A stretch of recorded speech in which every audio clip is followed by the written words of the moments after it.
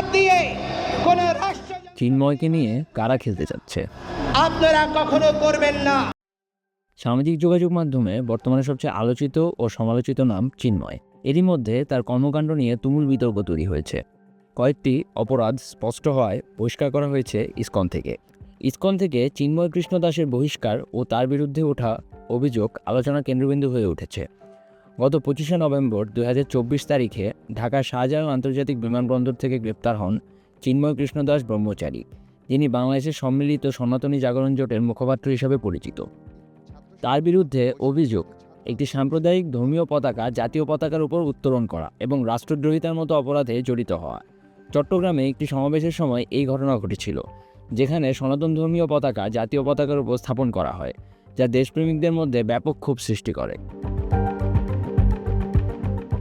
শুধু তাই নয়, চিন্ময়ের বিরুদ্ধে যৌন নির্যাতনেরও অভিযোগ উঠেছে, যা ইসকনের শৃঙ্খলাভঙ্গের কারণ হিসাবে উল্লেখ করা হয়েছে। এর ফলস্বরূপ তাকে ইসকনের প্রধান কার্যালয় থেকে অব্যাহতি দেওয়া হয় এবং 18 বছরের নিচে কোনো শিশুর সঙ্গে মিশতে নিষেধ করা হয়। ইসকন কর্তৃপক্ষ এই ঘটনা জানার পর জানায় যে চিন্ময়কে তাদের সংগঠনের কার্যক্রম থেকে বহিষ্কার করা হয়েছে। তারা দাবি করেন চিন্ময় ও তার সহযোগীদের করা কোনো কাজের দায় ইসকনের নয়। সাধারণ সম্পাদক চারুচন্দ্র দাস ব্রহ্মচারী এক সংবাদ সম্মেলনে জানান যে সংগঠনের শৃঙ্খলা ভঙ্গ করার কারণে চিন্ময়কে বহিষ্কার করা হয়েছে ও তার দ্বারা পরিচালিত কোনো কার্যক্রম ইসকনের সঙ্গে সম্পর্কিত নয়। এদিকে চিন্ময় কৃষ্ণ দাসের গ্রেপ্তারের প্রতিবাদে দেশের বিভিন্ন স্থান যেমন চট্টগ্রাম, নারায়ণগঞ্জ, রংপুর, যশোর ও লক্ষ্মীপুরে বিক্ষোভ অনুষ্ঠিত হয়েছে। তার সমর্থকরা দাবি করেন যে এ ধরনের পদক্ষেপ ধর্মীয় স্বাধীনতা ও ব্যক্তিগত অধিকার খর্ব করছে। তবে প্রশ্ন হচ্ছে, হঠাৎ করে এত চিন্ময় ভক্ত কোথা থেকে আসলো?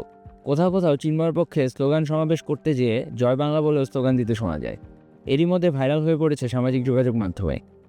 এমন কর্মকাণ্ডে প্রশ্ন উঠেছে চিন্ময়ের ব্যানার ব্যবহার করে ছাত্রলীগের কিছু কর্মী বিশৃঙ্খলা তৈরি করতে চেষ্টা চালাচ্ছে। এসব কর্মকাণ্ডে শেষ পর্যন্ত কী ধরনের ফায়দা লুটতে পারবে এই গোষ্ঠী, তা নিয়ে চলছে আলোচনা সমালোচনা। তবে চিন্ময়ের অপরাধে সুষ্ঠু তদন্ত করে তার বিচারের দাবি করছে সাধারণ মানুষ। এছাড়া যারা নৈরাজ্য তৈরি করতে চাইছে তাদেরকেও ধরার দাবি তাদের। ফারদিন অর্প, ঢাকা ওয়েস্ট।